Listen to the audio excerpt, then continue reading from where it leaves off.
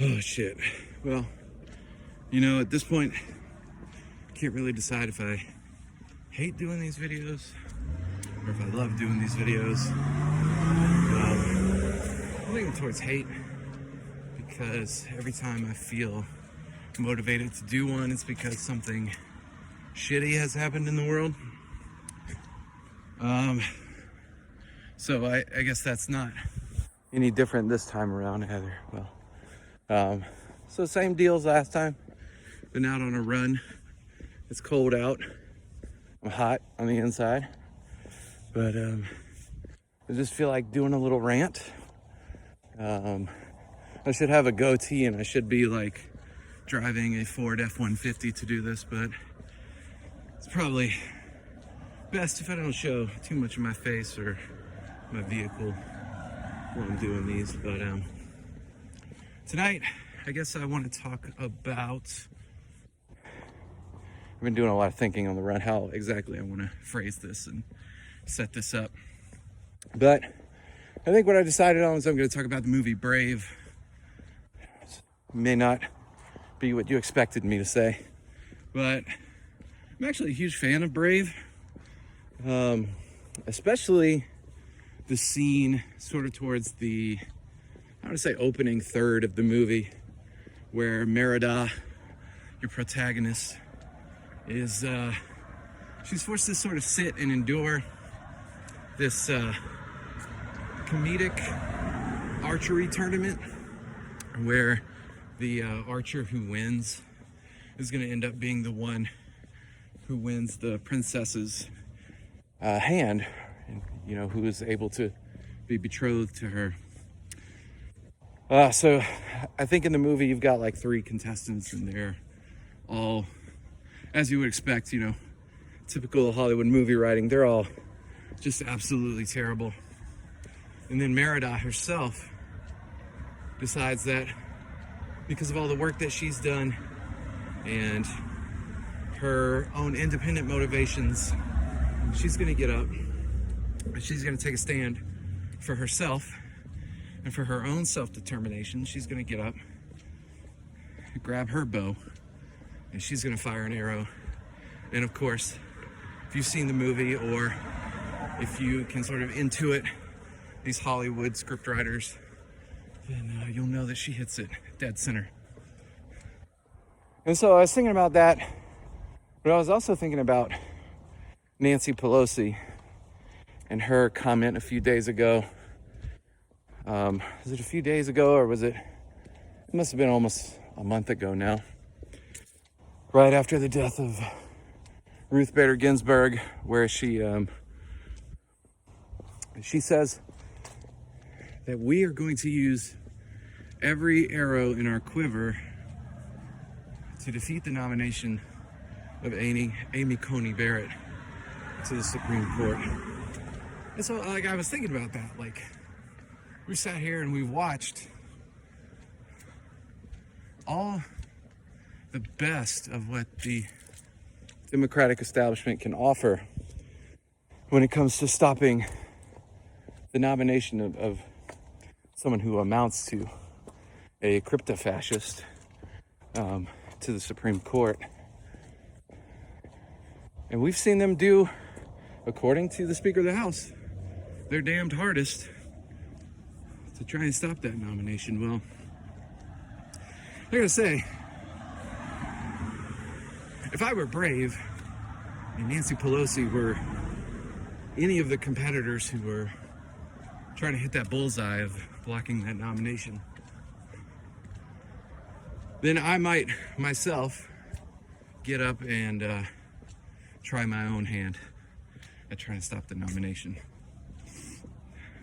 Because if that's the best archer that the Democratic establishment can muster, then maybe it's time to elect a new fucking archer.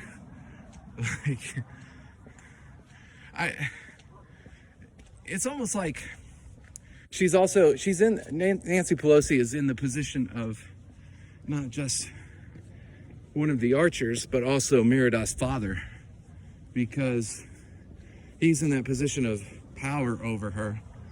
where he's essentially saying, you know, what else are you going to do? Are you going to go out on your own? You won't be able to fend for yourself or look out for yourself. Are you going to, like, not listen to what we say? And he's basically almost blackmailing her into going along with the plan that he has. And so, you know, that reminded me a lot of what the sort of centrist liberals or the mainstream Democrats told those of us on the left during the primaries. They basically asked us, like, what else are you going to do? Are you going to vote third party? Which is a joke in and of itself. Because there's currently only one party in this country, and it's the capitalist party. So yeah, maybe at some point, maybe we do decide to pick up our own bow and go out on our own and try to hit the target ourselves and say, yeah, we are going to try this ourselves. We are going to go our own way and see what we can accomplish as the left on our own. It's happened before, or at least in small isolated instances. You look at places in the South in the Great Depression where sharecroppers unions joined together in solidarity with the Communist Party of the United States, and they went their own way. They stood up for themselves with theory and practice, and sometimes they were armed, and they took up their bow and they fought for what they believed was right. Now, obviously, I'm not advocating for anything illegal or anything unconstitutional. That would be wrong, and that would cause harm.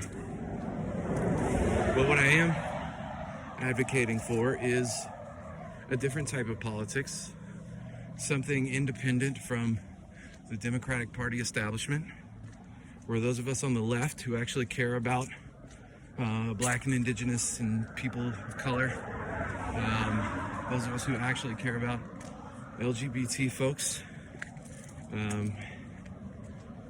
those of us who actually care about the workers and the poor and the other different folks who have all been in various ways disenfranchised by capitalism. You know, maybe it's time for a different sort of politics. And it's hard, and I know it's really hard because you've heard all the establishment folks say, well, where are the Green Party folks, or where are the socialist folks when it comes to running for like school board or city council or all the little minor offices? Well, I think it's time we start doing that. I don't want to put all my chips on the table in favor of electoralism, because, you know, that's probably not the answer either. But as long as that electoral system is there, and as long as we have the energy to exploit it, why don't we? Why don't we exploit it? Why don't we put our folks up for those seats on city council, or for dog catcher, or for school board? I mean, it's not like those offices are being run well, so we shouldn't be satisfied with the way that they're being run currently. And, you know, until there is a massive sea change in our politics, they're going to keep being occupied, and harm is going to continue being done there. So why don't, if we're always talking about trying to do harm reduction and eliminating the harm, what better place is there to start?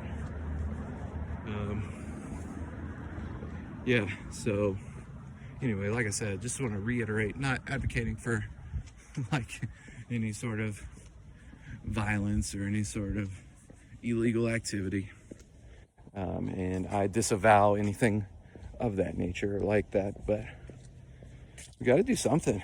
because the Democrats know that they can exploit us and they can basically guilt us into supporting them, all the while never actually doing anything that actually benefits the poor or minorities or the LGBT friends and neighbors. But they still manage to persist in that way. I mean, like, don't get me wrong, like,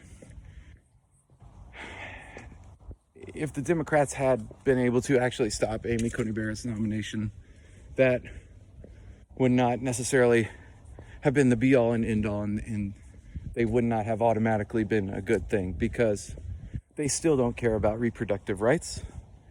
They still don't care about anyone other than cishet white people. Because, like I said earlier, they're essentially just a capitalist party that is fine with painting rainbows and Black Lives Matter on their marketing materials. And that's true because it's not their asses that's going to be on the line when Amy Coney Barrett is on the Supreme Court, because the rich will always have access to reproductive services.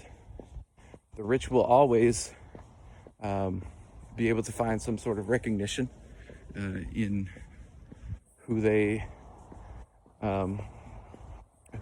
decide. Basically who they are. So they're not the ones who are really concerned with their lives and livelihoods being endangered by this Supreme Court nomination. So,